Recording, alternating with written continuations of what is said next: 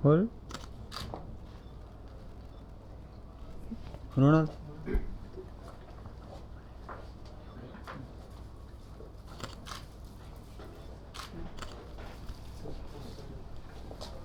Yes.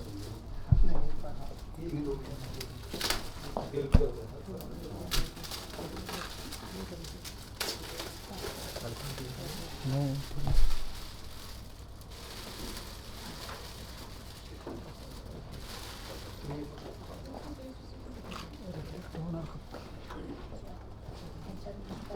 त्याला काहीच नाही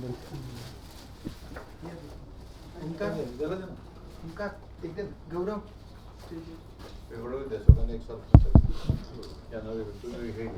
हे रेणू तू ये वाला घे तू ये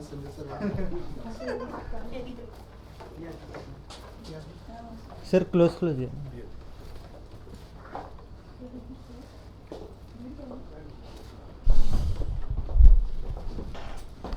ओके समोर बघा समोर होल्ड समोर बघा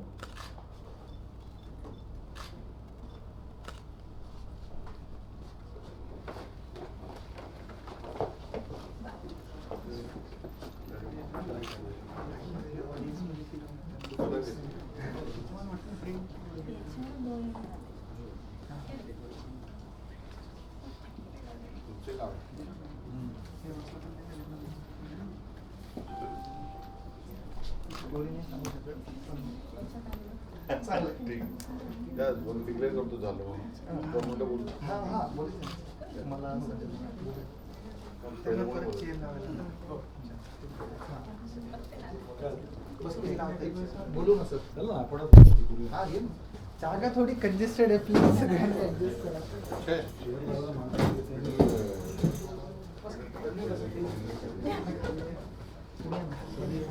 सगळ्यांना एक एक टेबलवर ठेव नाही एक एक टेबलवर ठेव बघू आधी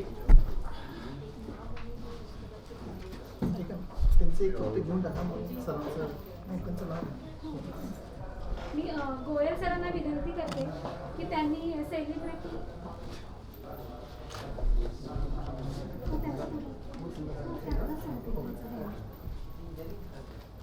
मी गोयल सरांना विनंती करते की त्यांनी celebrity lifestyle coach Miss Sonal Purohit यांचा सत्कार करावा.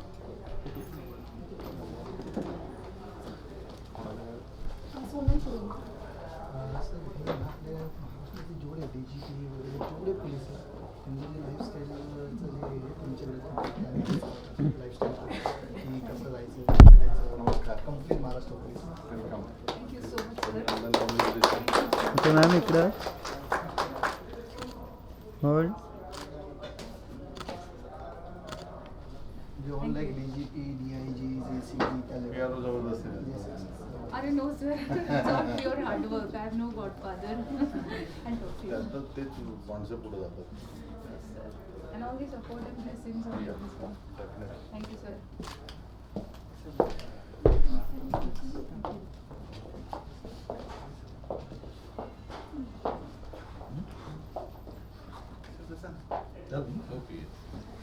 पु ल देशपांडे म्हणतात, उपजीविकेसाठी आवश्यक असणाऱ्या विषयाचं शिक्षण जरूर घ्या. पोटापाण्याचा उद्योग जिद्दीने करा, पण एवढ्यावरच थांबू नका. साहित्य, चित्र, संगीत, नाट्य, शिल्प, खेळ यातल्या एखाद्या तरी कलेशी मैत्री जमवा. पोटापाण्याचा उद्योग तुम्हाला जगवेल, पण कलेशी जमलेली मैत्री तुम्ही का जगायचं हे सांगून जाईल. असेच कलेशी मैत्री असलेले लोक अनेक अनेक मान्यवर आज आपल्यासोबत आहेत. तेव्हा सांज या चित्रपटाच्या निमित्ताने या कलाकारांकडून आपण जाणून घेऊयात त्यांची या चित्रपटातील भूमिका व अनुभव. सर्वप्रथम मी श्री संजय खापरे सर यांना विनंती करते की त्यांनी सांज या चित्रपटातील त्यांची भूमिका व त्यांचे अनुभव आमच्याशी शेअर करावेत.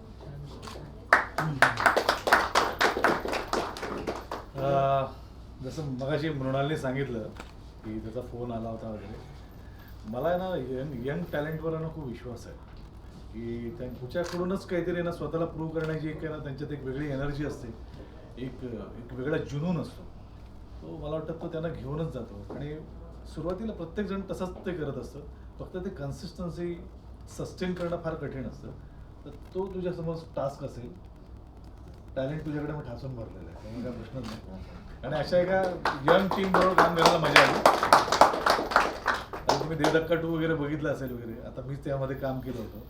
इतका बिग बजेटचा सुपर फ्लॉप सिनेमा.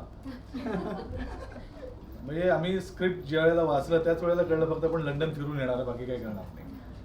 तर सो दॅट मला असं म्हणणं की एवढी मातब्बर माणसं आहेत ना, त्यांच्याकडून कधी कधी काही होत नाही ना, तो एखादा न्यू टॅलेंट येऊन आहे ना इतका जबरदस्त धक्का देऊन जातो ना, तर ती गोष्ट मला ह्या सगळ्या टीममध्ये जाणवते. आणि नवीन टॅलेंट्स अजून बऱ्याच ठिकाणी आपण काम करत असतो. सो दॅट ना तुम्ही आपल्या ज्या फिल्म्स आपण ज्या काही करतोय वगैरे ना, एवढंच एक लक्षात येतं. मी आमची नेहमीच चर्चा व्हायची, विशालची पण मी बऱ्याचदा आपण बोललो वगैरे, की आता काय माहिती आहे ना की कुठलीही फिल्म तुम्ही केली तर डायरेक्ट ती OTTवर येते. आणि OTTवर ज्यावेळेला तुमच्यासमोर फिल्म्स असतात, इराणी फिल्म्स, स्पॅनिश फिल्म, पुन्हा ते हॉलिवूडच्या फिल्म्स असतात वगैरे, तर त्या लेवलची तुम्हाला आता कॉम्पिटिशन आहे. तर तुम्हाला जर काही जबरदस्त करायचं असेल ना, तर नेटफ्लिक्सच्या दर्जाचं करायचं आपल्याला. त्यामुळे ऑडियन्स तुम्हाला इथे लाईक करणारच आहे. पण ती फिल्म मराठी असो कुठली लँग्वेजचं आपल्याला बॅरिगेट्स नसायलाच पाहिजे. फिल्म चित्रपट म्हणतो ना, चित्राची भाषा असली पाहिजे. त्यामुळे मला असं वाटतं की आपण ज्यावेळेला फिल्म बघतो ना, ॲनाबेलासारखे फिल्म्स आहेत किंवा किती हॉलिवूडच्या बऱ्याच अशा हॉरर फिल्म्स वगैरे आपण बघतो, कोरियन फिल्म्स आहेत, तर प्रत्येक असं ना एक स्टाईल आहे. साऊथची एक वेगळी स्टाईल आहे फिल्म बघताना आपल्याला, जी कांतारामध्ये साऊथची स्टाईल वाटली नाही, जी कंचनामध्ये वाटते. ते खूप लाऊड आणि या सगळ्या गोष्टी आहेत. जे तीच कंचना ज्यावेळेला आपल्या हिंदीमध्ये आपण करतो त्या लक्ष्मी म्हणून लोक ॲक्सेप्ट करत नाही, कारण हिंदीची ती टेस्ट नसते. तर फायनली काय ना, आपल्याला कुठल्याही प्रांतासाठी नाही करायची, आपल्याला वर्ल्ड वाईड आपली फिल्म जायला हवी ना, तर यासाठी ना त्या लेवलचंच आपल्याला एक ॲम्बिशन्स आपलं असलं पाहिजे, गोल असला पाहिजे. त्यामुळे आपण ऑब्व्हियसली एखादं मला ह्या सिलिंगला जर टच करायचं तर तेवढी जंप माझी हाईट असेल, ॲटलिस्ट मी अप टू द मार्क तरी जाईन. तर त्या लेवलचं आपल्याला काम करायचं झालं ना, तरच आपण सर्वाईव्ह होऊ शकतो. कारण आता कॉम्पिटिशन मराठी फिल्मची किंवा कुठल्याही फिल्मची आहे ती जगभरातल्या चांगल्या फिल्म मेकर्सची आहे. तर त्यामुळे आपल्याला आता स्वतःला प्रूव्ह करायचं आहे. मला वाटतं लॉकडाऊन आला नसता तर आम्हाला आमच्याकडेच बघायला मिळालं नसतं. तर लॉकडाऊनमध्ये जसं आहे ना, लग्नातला घोडा जो असतो ना, तो फक्त त्याला माहिती होतं इथून हॉलवर जायचं आणि तिथून मुलीच्या घरी जायचं. तर त्याला आजूबाजूला काय घडत असतं तर माहिती नसतं. तसं आत्तापर्यंत आम्ही फिल्म करत होतो. लॉकडाऊनमध्ये ज्या वेळेला मी या जगभरातल्या फिल्म बघितल्या, पहिली मी वेब सिरीज बघितली होती माझ्या मित्राचीच, एक थी बेगम, सचिन दरेकरने ती हिंदी वेब सिरीज केली होती. मला ती सॉलिड आवडली. मी त्याला कॉम्प्लिमेंट पण दिली, फोन केला वगैरे. त्याच्यानंतर मी डायरेक्ट माझ्या मुलांनी सजेस्ट केली मला मनी हाईट्स होता. तो मनी हाईट्स बघितल्यानंतर मला असं वाटलं यार मी काय बघितलं आधी. तो अभि जसं मी नेहमी खाण्याचं उदाहरण देतो, आता मला ना हापूस आंबा खायची सवय झाली आहे चांगल्या क्वालिटीचा. तर तुम्ही मला तोतापुरी आंबा किंवा पायरीचा आंबा दिला तर मला चालणार नाही, कारण मला टेस्टच, मला लत लागली त्या फिल्मची, त्या लेवलच्या फिल्मची. त्यामुळे ऑडियन्स आता तुम्हाला त्या लेवलचंच मागणार तुमच्याकडे. तर सो दॅट कॉम्पिटिशन तुमची आहे ना स्वतःची आहेत, कारण आपल्या बरोबरच्या लोकांना घेऊन जायचं असेल तर तुम्हाला त्या दर्जाचं काम करायचं. सो दॅट मला या टीममध्ये ते जज्बा वाटला. फक्त एक असं होतं ना की एक्सपिरियन्स नसतो, हाऊ टू एक्झिक्यूट सगळ्या गोष्टी वगैरे. तर पैसा काय मॅटर करत नाही या गोष्टीमध्ये. बेधक्काला पण पैसा खूप लागला होता. कंटेंट आहे ना, कॉन्टेंट तो जास्त इम्पॉर्टंट आहे. आणि सगळ्यात महत्त्वाचं म्हणजे डिरेक्टरला ती फिल्म दिसली पाहिजे. आणि डिरेक्टरला जर दिसली असेल ती डोक्यात त्याची व्हिज्युअलाइज झालेली असते, फिल्म रिलीज झालेली असते. व्हिज्युअलाइज काय, रिलीज झालेली असते विथ बॅकग्राऊंड्स अँड ऑल. तो आर्टिस्टने ना स्वतःचं शहाणपणा करायचं नसतं, त्याचं बोट धरून चालायचं असतं. आता आर्टिस्ट काहीतरी वेगळीच स्वतःची काहीतरी फिल्म करायला जातो वगैरे त्याच फिल्ममध्ये वगैरे, तर तसं नाही. ते आर्टिस्टला ना बेसिक कळत नाही की या फिल्ममध्ये मी कोण आहे. पुन्हा मी फूडी आहे म्हणून खाण्याचंच उदाहरण देतो. एक प्लेट असते जेवणाची आपल्याला, भाजी, चपाती, भात, लोणचं बिणचं. आपल्याला आर्टिस्टला कळायला पाहिजे मी ह्या डिशमधलं मी लोणचं आहे का भात आहे की भाजी आहे, ते कळत नाही. तेच जर पॅरामीटर्स आपले जर बदलले, लोणचं एवढं दिलं, भात एवढासा दिला, तर त्याने बॅलन्स नाही करणार. तर त्यामुळे ना आर्टिस्टला कळायला पाहिजे मी नेमका यातला कोण आहे. आणि हे जर सांगण्याचं कसं स्किल जर डिरेक्टरमध्ये असेल ना, तर तू इथं काम कर. कसं ना, आर्टिस्टना आपण सगळ्यांना समुद्रासारखे असतो. जेव्हा आपण मोठ्या ॲक्टरला घेतो ना, मी सरेंडर होतो. कारण कसं आहे, आपण सगळेच आर्टिस्ट समुद्रासारखे आहोत. ह्या सीनमध्ये मला तुमच्याकडचं फक्त ना त्या समुद्रात एक बाल्टी पाणी पाहिजे, तुम्ही पिंप नका आणू. आपल्याला कळत नाही त्या गोष्टी. तर त्यामुळे करताना आपल्याला एवढंच सगळ्यांसमोर एवढंच आहे, ती गोष्ट जसा नरेट करत असेल डिरेक्टर, कुणी डिरेक्टर, की त्या गोष्टीतला मी कोण आहे. आणि डिरेक्टरनी पण आहे ना फुल स्टोरी सांगायला पाहिजे. मी याच्यात म्हणजे तुम्ही कोण कोण कुठे कुठे भेटणार आहात. एक जर्नी असतो गोव्यापर्यंतचा आपला जाणारा, किंवा इथून मी मुंबईला जाणार आहे, मध्येच मी तुम्हाला लोणावळ्याला भेटतो, म्हणजे माझा हाफ काम आहे ते मला कळायला पाहिजे आर्टिस्ट. एक कोणतरी आर्टिस्ट आपल्याला पनवेलला भेटतो, त्याचा आणखी प्रवास कमी आहे, तर त्याला जोपर्यंत कळणार त्याला असं वाटतं यार सगळी फिल्म माझ्यापासूनच सुरू होते. तर तसं होता कामा नाही. आणि त्यासाठी director should be captain of ship असतो, आणि मग त्याला दिसलेला सिनेमा आपल्याला दाखवायचा, दॅट्स इट. आणि ही फिल्म तशाच करण्याचा प्रयत्न झालेला आहे. त्यामुळे मला यांनी ज्यावेळेला जी थीम सांगितली त्याच वेळेला मी फोनवरच म्हटलं यार डन, आपण करूया. तर नंबर ऑफ डेज मला काही महत्त्वाचं नव्हतं, पण त्या 2 दिवसामध्ये यांच्याबरोबर जो काय रॅपो झाला आहे, आणि म्हणूनच आता त्यांचं काहीतरी चाललंय की पुढे आणखी तो एक्सटेंड करायचं वगैरे. त्यामुळे मला असं वाटतं आपण जिंकलोय असं मला वाटतं. आणि थँक्यू सो मच, म्हणजे रेणूजी, विशाल आणि सगळेच आपले मृणाल आहे. आणि याचा DOP पण हा इतका सगळ्यांमध्येच आहे ना काहीतरी करायचा. तो पडला रनिंग शॉट, ट्रॉलीचा शॉट धावत वगैरे करत असताना पडला वगैरे. पण हे जे आहे ना जो स्पिरिट आहे ना, द वे ही वर्क, यार म्हणजे मजा आली. मला असं वाटतं की यार सही लोगों के साथ अपना जर्नी होने वाला है, तो बहुत बढ़िया होगी फिल्म. बेस्ट. धन्यवाद सर. यानंतर मी विशाल गोरे सरांना त्यांचे अनुभव शेअर करायला सांगितले. बोलायला मला खूप आवडतं ॲक्च्युली. स्टेज भेटलं किंवा असं वाटतं बोलतच जावं, पण मी आता सगळं बोर नाही करणार आहे जास्त. कर ना थोडं बोल बोल आणि तर थोडक्यातच बोलणार आहे काही गोष्टी. सर्वप्रथम तर माझी पहिलीच मूवी ॲज ए लीड, ते पण संजय कापरे सरांबरोबर मी करतोय, त्याचा मला खूप मोठा अभिमान आहे. तर माझ्या फॅमिलीला मला खूप अभिमान आहे, तर त्यासाठी थँक्यू सर, तुमच्याबरोबर मला चान्स भेटला. सेकंड थिंग, सरांची मूवी रिलीज होती आणीबाणी म्हणून 28 जुलैला रिलीज होते आणीबाणी फिल्म, आणीबाणी जी इमर्जन्सी 75 ला लागली होती. त्यावेळेला झाली होती पुरुषांची नसबंदी. त्यावेळेला काय संजय गांधी होते त्यावेळेला. हो, इंदिरा गांधीजींनी डिक्लेअर केलं होतं. आणि मग काय धमाल झाली ती.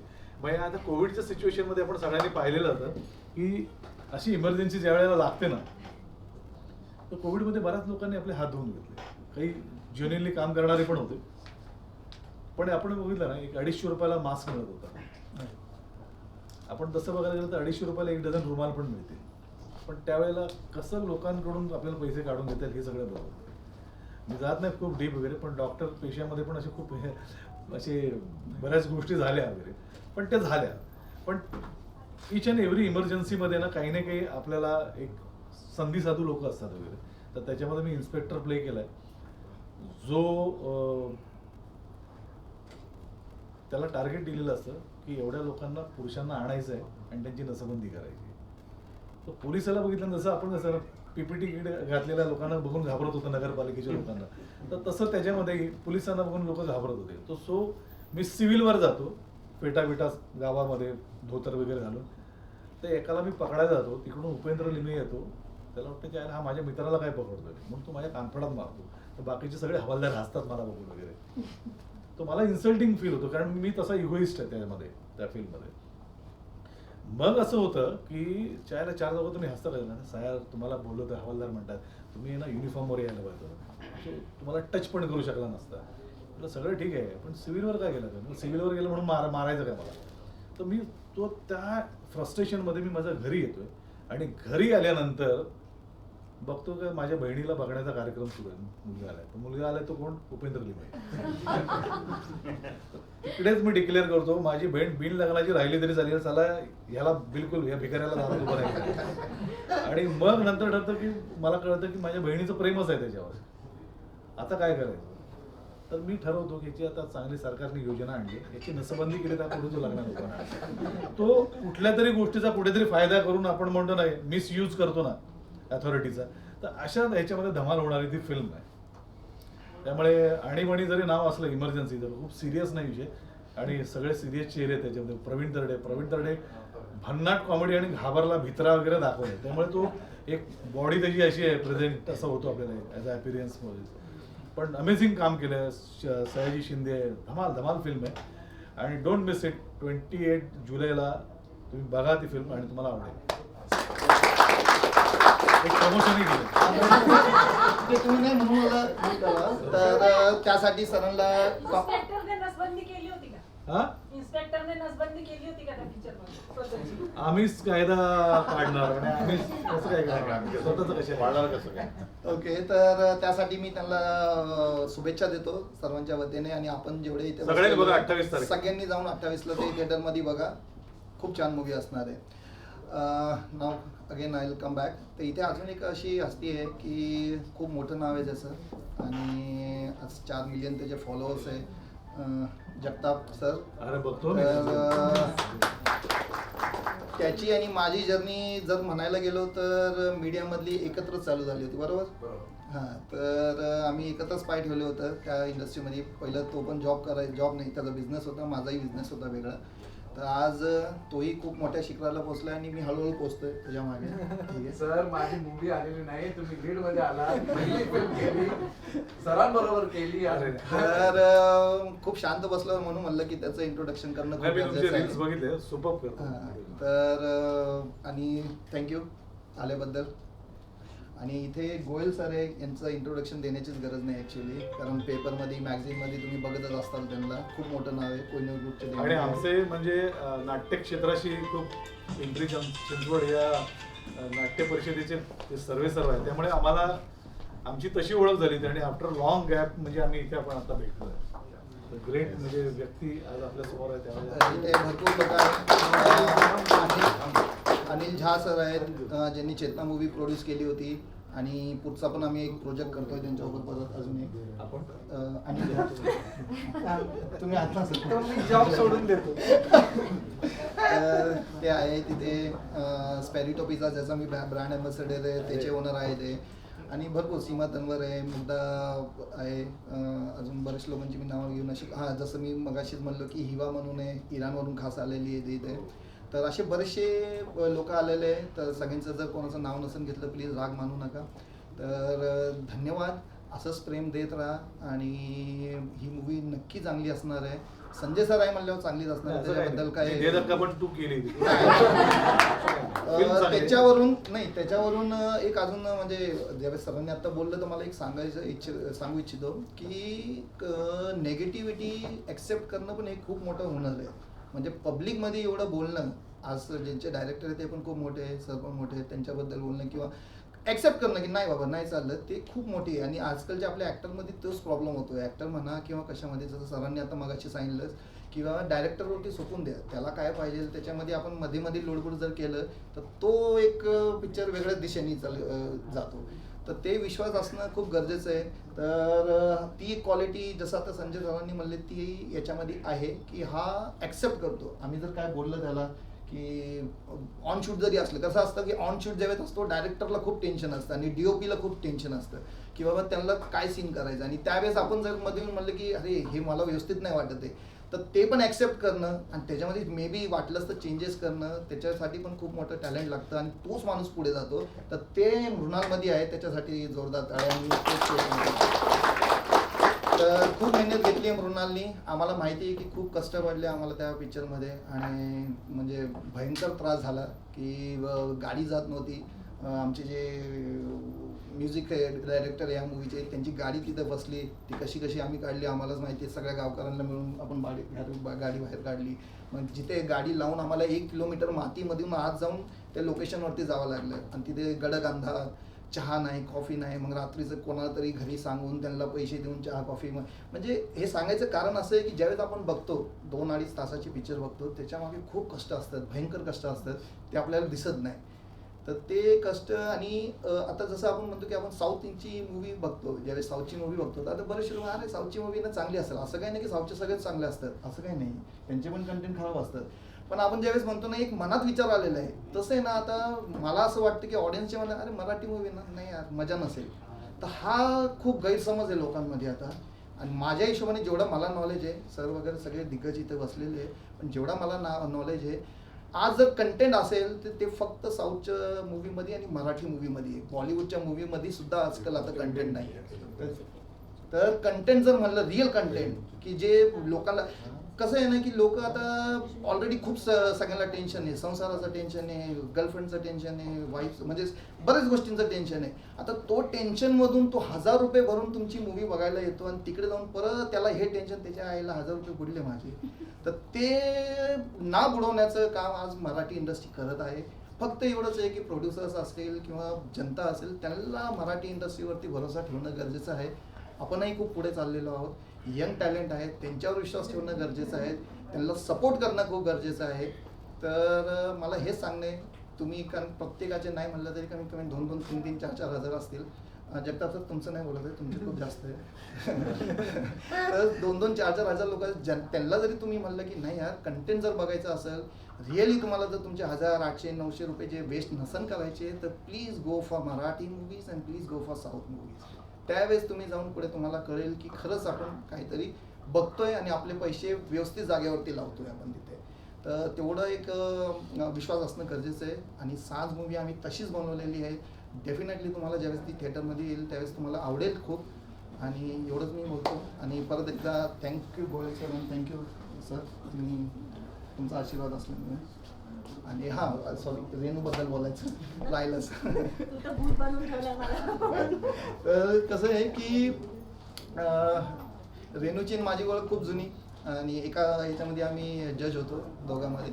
तर मग तर अशी करून आमची ओळख झाली आणि त्याच्यानंतर मी म्हणजे तिच्यामध्ये एक टॅलेंट होतं ते मी ओळखलं होतं. तर मी तिला म्हणलं की एकदम मृणाल सरांशी बोलून घे आणि त्यांचं बोलणं झालं आणि आम्हाला वाटत नव्हतं. ती पण खूप घाबरलेली होती त्यावेळेस. आम्ही रिहर्सल केले होते 2-3 दिवसापूर्वी. लोकेशनला घाबरलेली होती आणि 2-3 दिवस लिटरली तुम्हाला सांगतो की त्याच्यामध्ये असे काही सीन आहे की ज्याच्यात गुडघ्यावरती पडायचे वगैरे, तर तिचे अख्खे गुडघे सोलटून गेले होते. आम्ही त्याचा फोटो काढून ठेवलेला आहे. ज्यावेळेस आम्ही करू त्यावेळेस ते दाखवू आम्ही स्क्रीनवरती. अख्खे गुडघे सोलले गेले तरी तिने काही केलं म्हणजे प्रॉब्लेम नाही. रात्री आम्ही संध्याकाळी 6ला शूटिंग करायचो, सकाळी 6 वाजेपर्यंत चालायचं. ती आमच्याबरोबर बसली कंटिन्यू, मध्ये झोपायला गेली नाही, काय नाही. म्हणजे तिचा सीन नसताना पण ती आमच्याबरोबर बसली. तर थँक्यू रेणू फॉर दॅट. आणि खूप छान काम केलेलं आहे रेणूनी. आणि जसं तुम्ही म्हणता की आपण ज्यावेळेस ॲक्टर आहे, मी चांगलं काम करतो किंवा रेणू चांगलं काम, पण समोरचा ॲक्टर जर व्यवस्थित नसेल तर काम व्यवस्थित होत नाही. आणि थँक गॉड की आमच्या समोरचा ॲक्टर एकदम जबरदस्त ॲक्टर होता की ज्याच्यामुळे आमचीही ॲक्टिंग बाहेर निघाली. ते होते Sanjay sir. Thank you very much. आपण सगळे इकडे आला, सगळे VIP, ज्याचं कोणाचं नाव नसेल घेतलं तर मी खरंच माफी मागतो हात जोडून. आणि ज्यावेळेस पिक्चर रिलीज होईल प्लीज सगळ्यांनी बघा. थँक्यू. मी एकदा गोयल सरांना विनंती करते की त्यांनी त्यांचे अनुभव आम्हाला सांगावे. तुम्ही नाही बोलणार. नाही सर. नमस्कार. आपण आता गेले अर्धा तास ज्यांचं वक्तव्य ऐकतोय ते सुप्रसिद्ध अभिनेते संजय खापरे. संजयची माझी ओळख बऱ्याच जुनी आहे. आमची अखिल भारतीय मराठी नाट्य परिषद पिंपरी चिंचवड शाखा गेली 25 वर्षापासून आम्ही कार्यरत आहोत. आणि नवीन कलाकारांना समाजापुढे आणण्याचा आम्ही प्रयत्न करतो. आणि हिंदी आणि मराठी चित्रपटसृष्टी सर्वच लोक पिंपरी चिंचवडला येऊन गेले. आणि संजयची माझी बऱ्याच वेळा येण्यानिमित्ताने भेट झाली. जसे होता तुम्ही तसेच आहात, हे तुमचं वैशिष्ट्य आहे. आत्ता ज्यांचं भाषण ऐकलं आपण, विशाल गोरे, त्यांची चांगली भूमिका आहे साजमध्ये दिसते. अनेक चित्रपटात सुद्धा आपण केलेले आहे. मृणाल गायकवाड जे दिग्दर्शक आहेत याचे आणि ज्यांच्यामुळं मी इथं आलो ती माझी नात रेणू अगरवाल. खरं म्हणजे मी नानाजी आहे तिचा. माझी पुतणी इथं बसलेली आहे उर्मिला या ठिकाणी. आमचे चुलत भाऊ आहे त्यांची ती मुलगी आणि तिचा आग्रह होता की पोस्टर लॉन्चला मी यावं. तर सर्वप्रथम या पोस्टर लॉन्च झालं, उद्घाटन झालं असं मी या ठिकाणी जाहीर करते. सर्वांनी सांगितल्याप्रमाणे मराठी चित्रपटसृष्टीला खूप चुकीचे दिवस आहेत. आपण पाहिलं असेल की OTTमुळे म्हणजे जेणेकरून नेटफ्लिक्स वगैरे आणि प्राईम व्हिडिओ असेल, नेटफ्लिक्स असेल या हॉटस्टार असेल किंवा सोनी लाईव्ह असेल या माध्यमातून लोकांचा चित्रपटसृष्टीकडे पाहण्याचा दृष्टिकोन आणि जेव्हा वेळ मिळेल तेव्हा बघा. म्हणजे खास करून लोक रात्रीच बघतात की जेणेकरून झोप नाही आली तर जरा 2 तास कुठे ते लावू. काल रात्रीच मी एक सिरियल पाहिली म्हणून मला सांगायचं वाटतं. काल मी स्कूप म्हणून ते हिंदीमध्ये आहे म्हणजे दाऊद इब्राहिम आणि याच्याबद्दलची स्टोरी आहे. 6 एपिसोड आहे त्याचे. ते मी काल रात्री 2 वाजेपर्यंत बघत होतो आणि सकाळी 5ला उठावं लागतं कारण फिरायला जावं लागतं म्हणून. पण एकदा सुरुवात झाल्यानंतर ती बंद करायची वाटत म्हणजे असं वाटलं नाही की 2च एपिसोड बघावे बाकीचे. नंतर ते 6 एपिसोड संपवल्याशिवाय चेन पडली नाही आणि नंतर चांगली झोप आली. तर सांगण्याचा मुद्दा एवढाच आहे की नेटफ्लिक्सच्या माध्यमातून तर खरोखर खूप चांगले दिवस आपल्याला आहे. आणि आज थिएटरमध्ये जर आपण पाहिलं असेल तर बाई पण भारी देवाने तर कहर केलेलं आहे. केदार शिंदेची आजच मुलाखत मी वाचली की बऱ्याच दिवसांत खूप चांगला चित्रपट आणि खरं म्हणजे काय सगळे जुने हिरोईन आहे, सगळ्या 6 हिरोईन